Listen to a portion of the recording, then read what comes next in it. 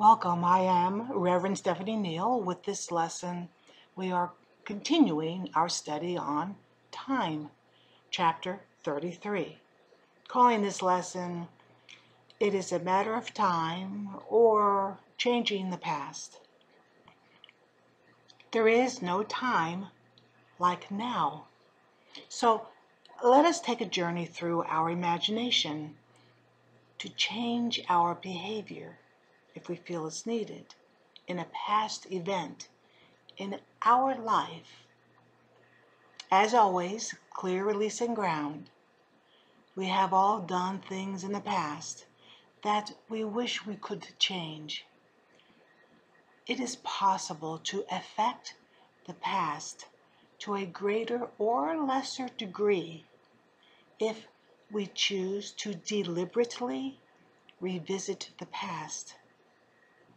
Before we journey, settle your mind and either allow one past event to make itself clear to you by stepping forward, or select an event you would like to change your behavior within that past event. Pick an incident in your life where you wish you had acted differently. Decide now how you would change the situation if you could. Examples of this is, would you have asked more questions, been more compassionate, or showed more inner strength? Would you have left a bad situation sooner, or stayed to give a situation one more chance? Consider your imagination, your spaceship, or time machine, because that is what it is. Enter the time temple. Light your candle with the others. Now enter your imagination through intent and fly back in time to the situation under consideration. Jump out and into the pre-selected past event. See yourself clearly in the situation or a few minutes before the situation so that you can, with all of your senses and emotions, be clear and concise. Make sure to add as much detail as you are able, because that helps. Mentally make changes in your actions and decisions that you want to change. Once you are happy with the changes, spend a little time with this event and the you within this event. Once you feel you are finished spending time with your earlier you, jump back into your imagination and return to your physical life now by intent. When you arrive in this present, let the situation go. Will this change the situation in the present or affect it in some way? So everyone involved remembers. As you now choose, most likely no one will remember the situation in the first place.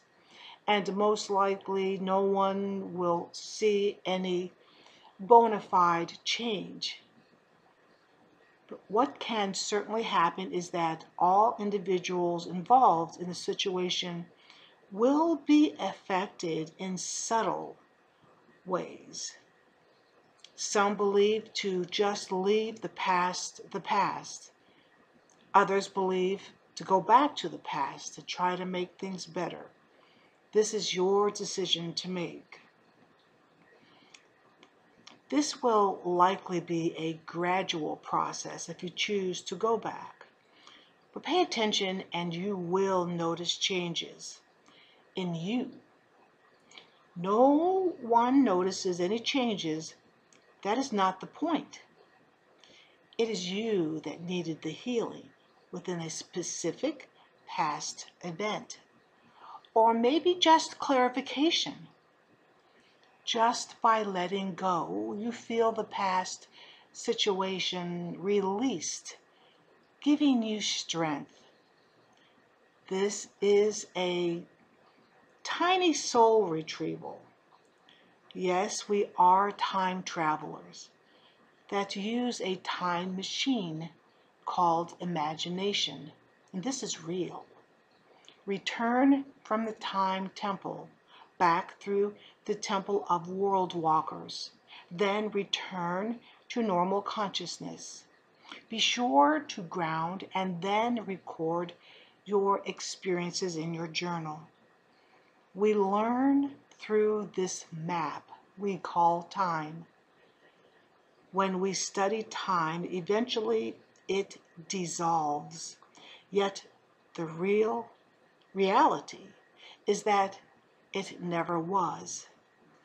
It is us that changes. Time doesn't change. We change. Quote, "For I dipped into the future, far as the human eye could see, saw the vision of the world and all the wonder that would be." That was Alfred Lord Tennyson in the 1800s. We are living in the great cycle of life. Astronomy, climatology, oceanography all agree. The very nature of a cycle is that it self-repeats. When one type of time ends, another unit takes its place, until one day we do not need the unit, which is taking place within this now. When we work with the seasons of a year, phases of the moon, divination, or even our ancestors, astrology, we are working with time magic. All are found in cosmic cycles. It is time to see outside the false construct of timekeepers, beginnings, endings, and units that do not exist when working with time magic. Everyone is capable of working with time. Conversely, not everyone should enter this practice unless you are an experienced adept in magic and incredibly grounded. Many so that you may be able to function inside this time construct. So though everyone is capable of working with time magic, it's a large dedication of focus and making sure that you're clear-minded within this reality system as you move back and forth through time. So it does take much effort, and yet everyone, I believe, can in fact do that. But it's just not everyone's cup of tea. We need to work inside this time construct for this three-dimensional reality system so that our lives make sense. And as humans, we need the security of everything has a beginning, middle, and end. So that type of personality most likely will feel very uncomfortable working outside of time, and they may say to you, "I have plenty to learn within this physical reality that I am living right now within this time," and they would be correct. Presently, cycles are important to humans. Our galaxy is the Milky Way. Space and time has pushed all our stars so far away, we have measured their distance through time. Our galaxy's core produces a massive magnetic energy field that some say we are traveling farther and farther from this core. As time travelers, we are time archaeologists, finding ourselves here so that we may identify patterns and figure out where we are within this pattern. Yet, a very large cosmic leap in advancing our time journey occurs when we are aware we are here now and there is nothing outside this. We are standing here, outside of time, where we may see everything. Now what that we know this? These two quotes by physicists agree with those that practice time magic. They are catching up to us in a sense. Quote, according to the rules of quantum mechanics, our observations, and as some scientists like to call them, factors associated with consciousness, influence the universe at the most fundamental levels. When physicists look at reality at the smallest scales, it becomes clear that an atom's behavior is dependent on the physicist's observations, close quote. That's Arjun Walla. And then the second quote by Max Planck, quote, I regard consciousness as fundamental. I regard matter as a derivative from consciousness. We cannot get behind consciousness. Everything that we talk about, everything that we regard as existing, postulates consciousness, close quote. So the nature of time. Begin in your safe space, be it a mountain or a river. Leave 10% of your consciousness in your chosen object. Request it to call you back in 20 minutes and carry the mental image of yourself in this time and place with you. Now travel to the multi-dimensional transit point and journey outside of the physical world to experience time's true nature, what I just was discussing a few moments ago.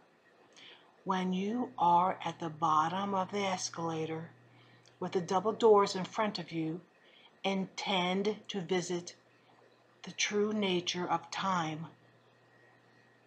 Know that it is just through the double glass doors. Request your guides to be with you as you pass through the glass doors. Whatever you experience will be what it is supposed to be for you. Ask your guides to explain anything you do not understand. This is advanced work, and it may take many visits to understand what you are experiencing, and for some it may just take one visit. Time, as we know it, experiencing events in a linear manner, is a deeply ingrained part of the physical experience. Be patient with yourself as you learn different ways to experience time, not to mention what is going on outside time. When you are done exploring, return to the transit point. You may sit and observe the beings and people there, or return immediately to your normal state of consciousness. Be sure to have your protector guide to be aware of any beings from the transit point returning with you. You may make this journey 3 times per week in the beginning. The nature of time is created by humans with 3D minds. Soon, time will transform, reflect, and serve humans as we evolve with 4th dimensions, 5th dimensions, and beyond. You see, time will shape itself to reflect us through our consciousness. Lengthening time. To cause time to lengthen or stretch out takes a delicate focus. Resistance and boredom accomplishes this. However, we want this activity to be a pleasant experience. To begin, set an intention to take yourself out of physical time while remaining in normal consciousness for a specific period of time, say 2 hours, purposely lengthening the 2-hour unit. Go about your day as you would normally. Then see how this compares with your normal experience of time. Practice this daily in a relaxed and enjoyable manner uh, once you get used to it. This activity is a good beginning point. It was stated in the Mother House lessons that everything is experienced in consciousness and that your senses are the way you experience your reality. We can now go one step farther and say our focus is a way to experience reality, and we can also say there is more reality outside our 3D senses. Now we will apply both precepts to time. The work of this lesson is simple. However, because it is a state of consciousness, you probably have not consciously experienced it before. It may seem difficult, yet know you have experienced it unconsciously or not deliberately. So begin reserving a portion of your day to start practicing letting go of the concept of time. As far as possible, do not think about time. Experience time as purely as possible without being influenced by your conditioning regarding time. I recognize that you will need to know what time it is often throughout the day, so just do your best with this exercise. And you are not lengthening time. Here you are exploring your perceptions of time. Select a period of time each day when you can ignore the clocks and be as fully present in the moment as possible. As world walkers, ideally, it would you would spend 2 or 3 hours each day doing this exercise. So just carve out an amount of time that is feasible to your life. Write down the time when you start this exercise. Set your alarm for the time you have chosen to end the exercise. Then place the clock or cell phone where you will not be able to see time. Do what you normally do, except do not watch television or listen to music during this exercise.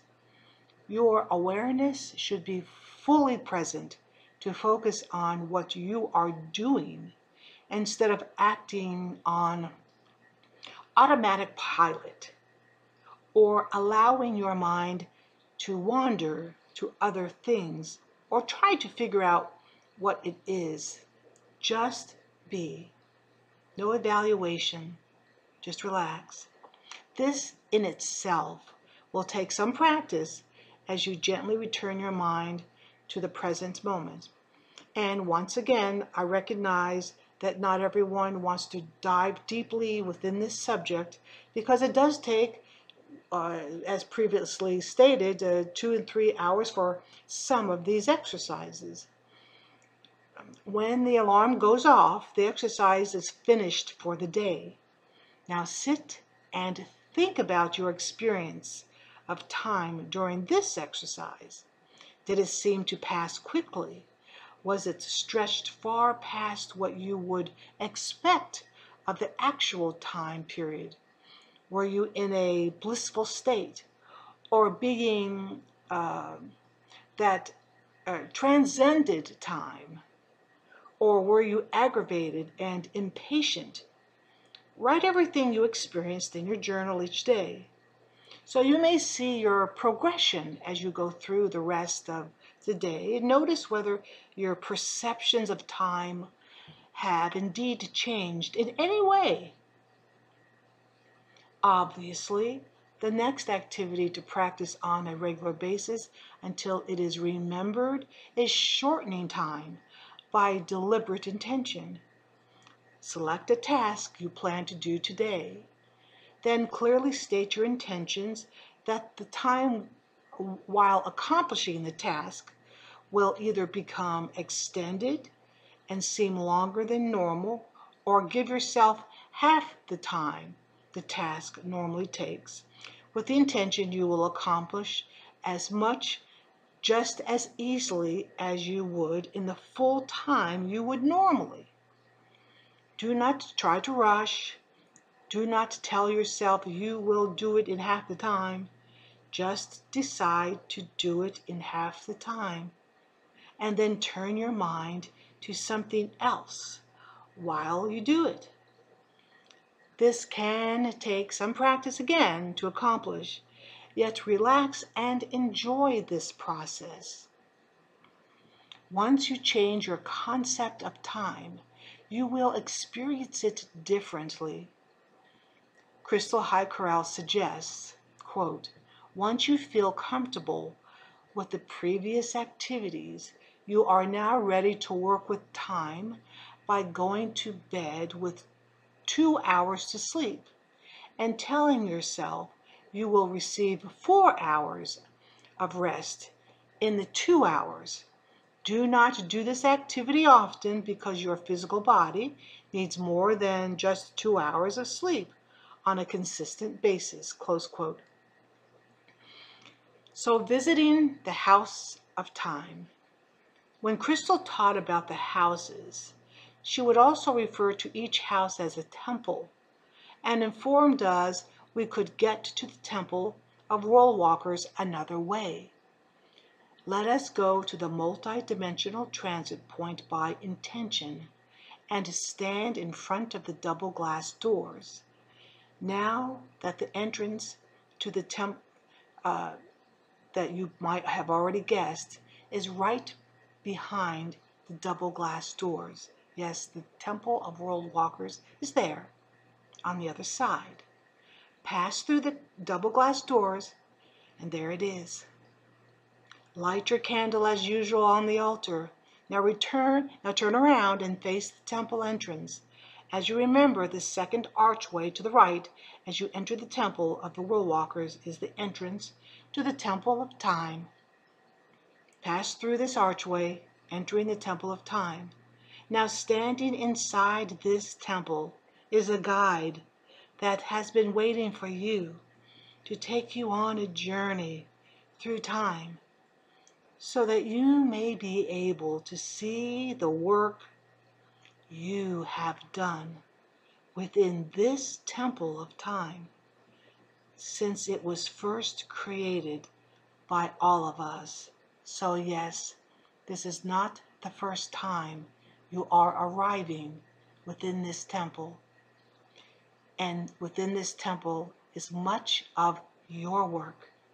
If you are ready to take this journey with this guide, then go now, entering this journey with full awareness as possible. Nothing will be seen that you cannot see. Everything will be seen that you can see. Be aware of as many details as possible. When your time journey is completed for this time, graciously thank this guide and return to the multi-dimensional transit point the same way you entered. Then return to normal consciousness, clear and release. The beings. The next time you desire to work on time manipulation, Visit the multidimensional transit point and just take a seat in the waiting area. The waiting room is where you step off the escalator. There you'll see a wide, long hall right in front of you. This is the waiting room. With this exercise, just observe the beings who are here. Some arriving, some leaving, many waiting, some doing the same thing you are doing, observing the others. When you see a being who seems friendly and willing to converse, visit with her or him or it. Have you ever chatted with a light being? This is an excellent way to learn about other multi-dimensional travelers and different times and how they have set up their time construct, or possibly they collectively decided there was no need for a time construct. Yes, no time is here, and yes, we are multi-dimensional beings. Used properly, this waiting room area is an education in itself. If a being offers to take you on a tour of its home dimension, discuss this with your guides, your ancestors, your higher self. If this is a good idea, if this is a good time. If all say yes and you are willing, then the bottom line is that it is your decision. Then go. As always, be aware of as many details as possible. Thank your host and return by intent. If for some reason you get a little disoriented when traveling back from another dimension, your consciousness will quickly pull you back because that was the original agreement.